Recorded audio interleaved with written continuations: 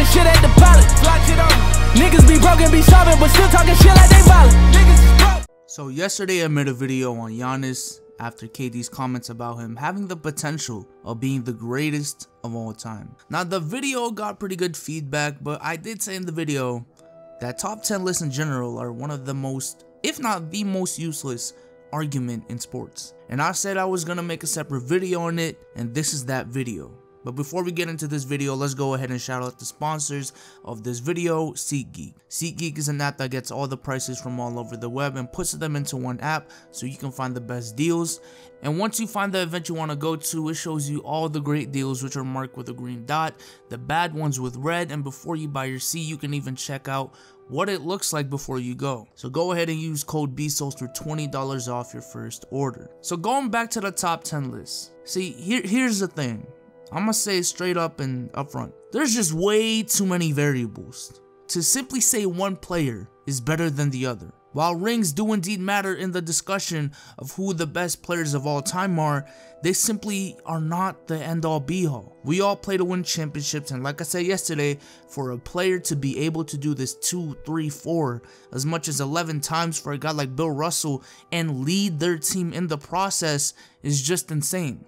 Which is why rings do factor in. But it's not the end all be all. And there's just generally way too many factors that go into making top 10 lists.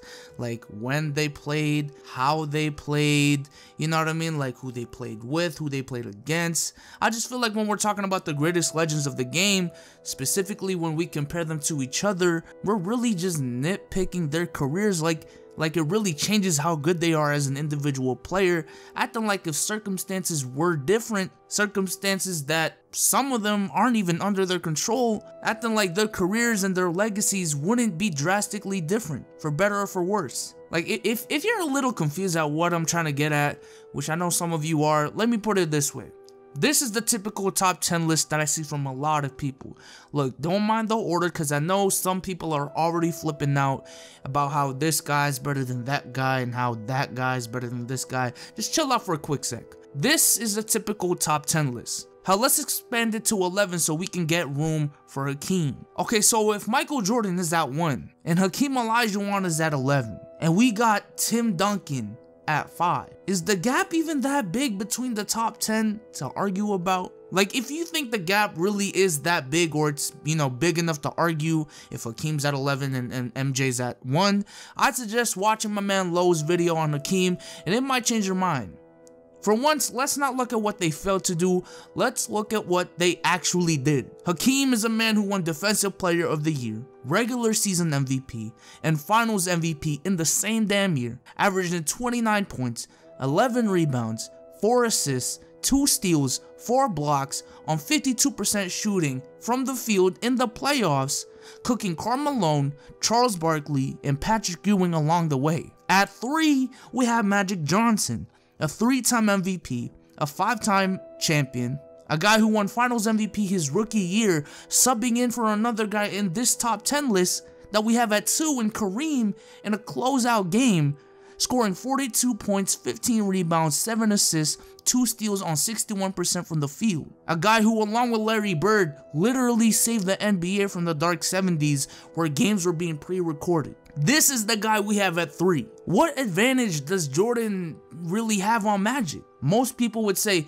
1 ring with no finals losses, a better defensive player, and 2 more MVPs. And I get that argument, but what is the point when it's not really gonna change the fact that they're essentially on the same playing field in terms of their impact on the court, their impact on the game, and on the league. And the same goes for LeBron James, Tim Duncan, Shaquille O'Neal, Larry Bird, Bill Russell. Just making a top 10 list and arguing about it is just a game of nitpicking that will honestly never end, and we just end up degrading the ability of one player to make our argument for the other player better. And I know this is one of the most hypocritical things I've ever said, because I'm the same guy that has a dedicated series on this channel to comparing players through a scoring system. The same guy who's had 2 to 3 hour podcasts making a top 50 players in the NBA list and a new top 50 of all time list. And I'ma admit it, look, I look like a damn idiot making those videos now.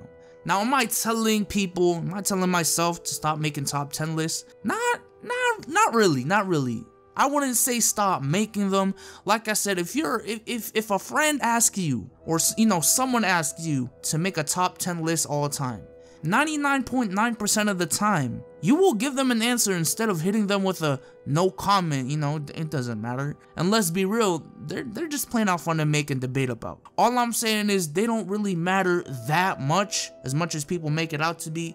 Like when people say LeBron will never be the GOAT. I mean, oh, okay, I guess he won't based on your standards, but what does that really mean? He's still on the same level as MJ, and so is Magic, and Bird, and Shaq, and Wilt. Like, if I'm making a team, right, to win a championship for 1 year, and I draft, let's say, LeBron over MJ, or let's say Hakeem or Wilt over MJ for the first overall pick, like, it really shouldn't be that big of a deal and that controversial, because they're on the same playing field. Look, I'm not saying every legend can just be as good as Mike or LeBron given the right circumstances.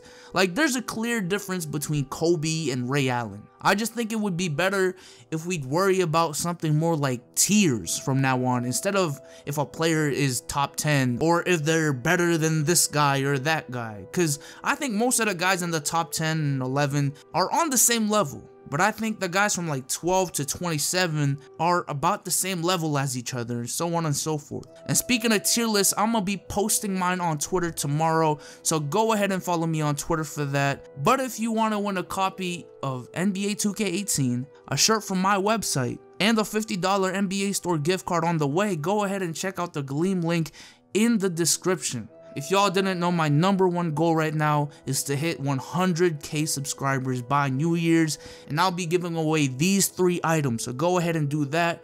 But with that being said, let me know what y'all think about tier lists and just top 10 lists in general in the comment section down below, and I am out. Peace.